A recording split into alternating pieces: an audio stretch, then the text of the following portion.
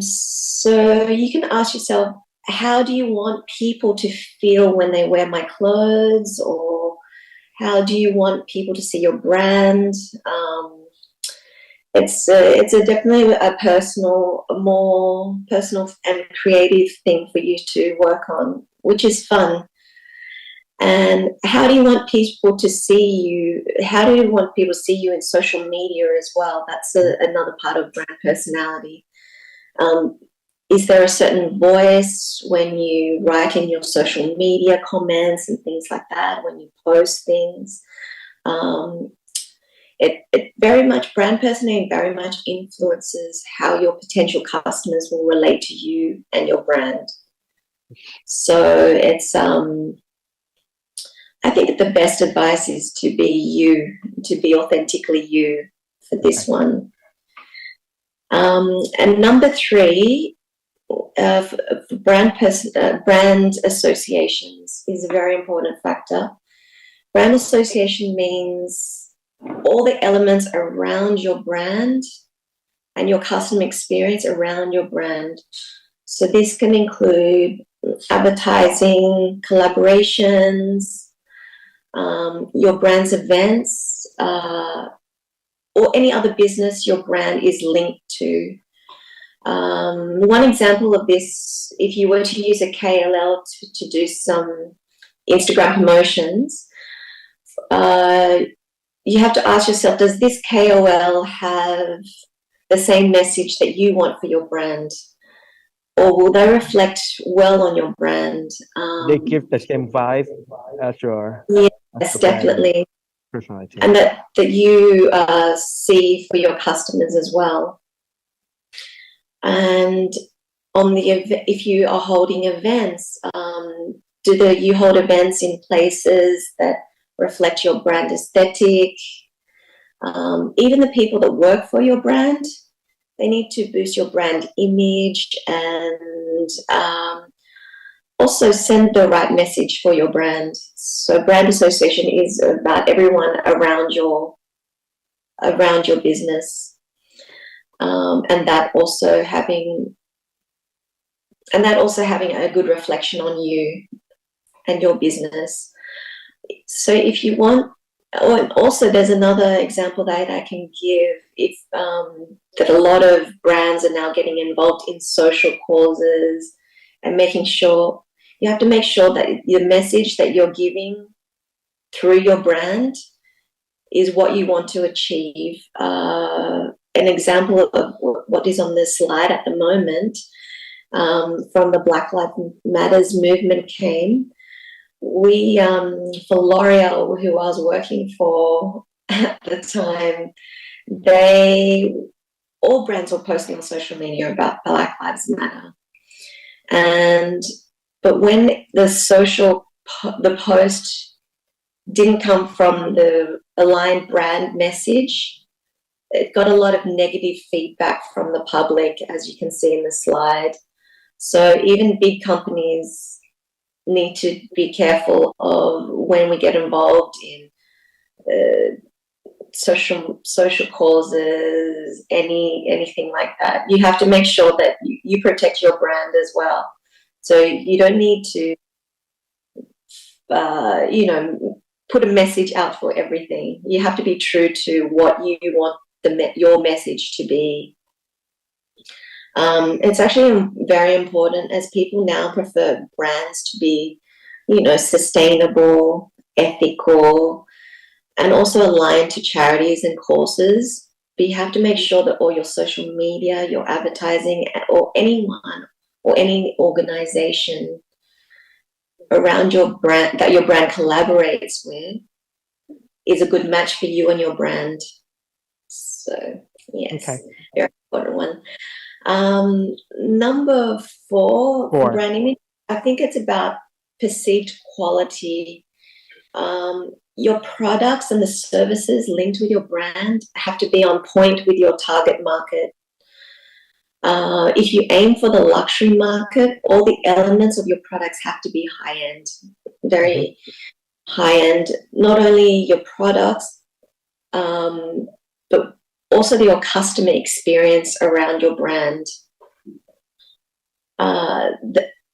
and when I'm in customer experience at the moment, I say online, as a lot of young brands won't have a boutique straight away. Your website, so for this, your website has to perform. No bugs, especially if someone is trying to access it in an international market. So the language has to be easy for people. The translations, if it's been translated into a different language, the delivery information, all the information on customer service, things. All of these have to make the customers comfortable to buy from you. And your products and your packaging have to be slick, like in the slide example for Louis Vuitton. The tags, the boxes, when the customer receives their orders, etc. Every single element has to be well thought of, especially for the luxury market, especially if you're aiming for the luxury market. They'll probably set the bars higher when they receive their goods. You will get a lot more allowance if you place your brand in mass market. And here you can be a little bit more relaxed on attention to detail. But I feel now that with the development of online shopping, especially, customers do want products that don't fall apart, and they don't want to wait a long time to receive their orders. So meeting or exceeding your customer expectations can strengthen your brand's image, and this will develop more loyal customers for you too. It's 100%. yeah. Number 5, brand image, is communications. Brand communications can include media coverage, press, again, advertising, marketing campaigns you run, or your PR, if you have a PR company, or your social media networks. Also, what people will write about you on blogs, things, etc. That's all a part of communications. You have to think, what are the key things you want to communicate as a designer or as a creative director? Or what do you want your brand to communicate? What aesthetic? And here we have the slide of Riccardo Tisci when he was at Givenchy. So that's a really good example of someone who's a creative director who's communicating his aesthetic really well and infusing it into the house, into the maison. And we spoke earlier about your social media personality. So does your social media have a particular voice? Meaning, are all the captions done in one style? All of this is part of your communications. Also, your brand storytelling is very important. People want to know you as a designer, your collections and your inspirations. They want to know who you are as a creative director. Sometimes people warm to a brand because they like the designer, or they will stay loyal to a creative director even if they've moved to different brands. The example I give again is Riccardo Tisci, who has a fan base even when he was out of Givenchy. Now he's at Burberry. This one is from when I was working with him in Givenchy. This slide. But he has a loyal fans, so people will follow him because of him. So here I feel that you have to be true to yourself is the best advice, being you. And people can, in your communications, people can feel when a brand is not authentic, or if they've heard this story somewhere else. So be honest with all your communications and about your storytelling. And when you're honest, it actually feels better, I think. Yes. So you can be you, and you draw the attention from whoever that has the same similar preference or whatnot. as you definitely have your own cult and communication. Hey, have your own cult, correct? Yes, your own tribe, exactly. kind of. Your own tribe, definitely. And I am so sure that you have a very unique element that you can add to the fashion industry. And people would like the fashion industry love new things. So people want to hear and see something new and about you. And so I have to give you the advice of be proud of yourself, be proud of where you come from, and also be proud of your vision and what you're creating, your business that you're creating, your designs. What I think the best thing for communications is honesty, because what we want to do with your communications here is to create emotional bonds. So, and emotional bonds can lead to greater brand loyalty and obviously a better brand image. And the point for brand, another big point for brand image is consistency. Consistency is being regular in all the elements that we spoke to you about previously. For example, consistency in branding. I recommend having a brand guideline that everyone who works with you has a copy of. This is will be very helpful for you. A brand guideline has listed all the elements we just spoke about and also some operational protocols. It's an important factor for you running your business, as everyone in your team will be going in the same direction. Consistency in brand identity. So in your brand guideline, you need to have rules of your brand identity here.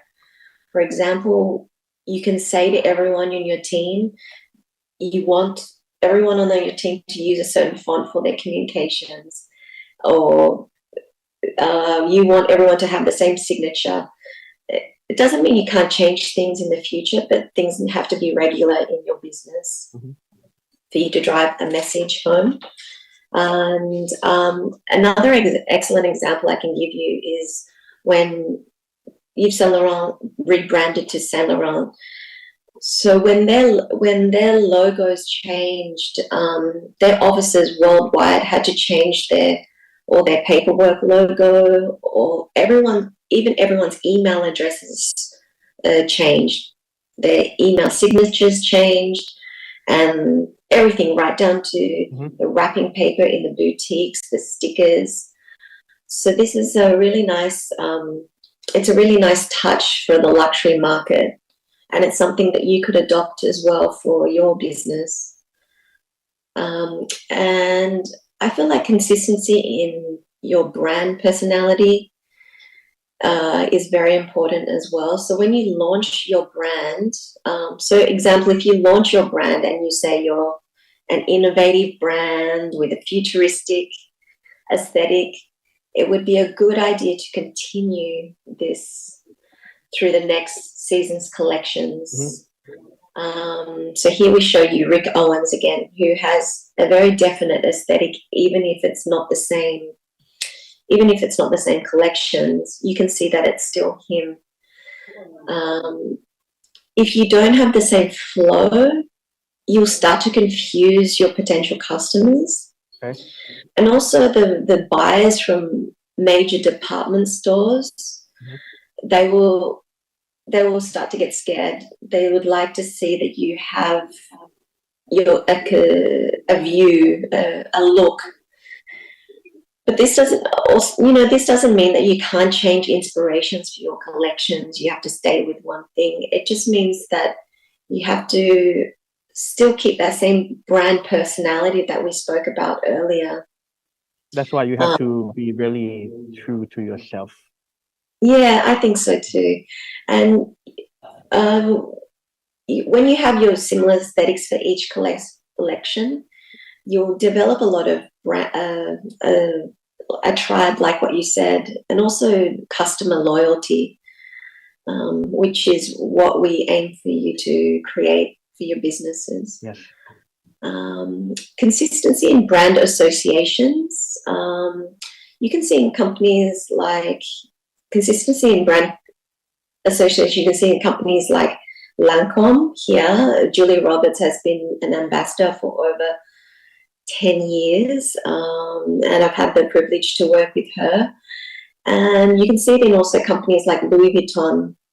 Louis Vuitton have brand ambassadors that wear the brand at all of their events. In public, for example, when Anna Damas in the slide goes shopping, she's wearing Louis Vuitton. When she's walking her dog, she's wearing Louis Vuitton.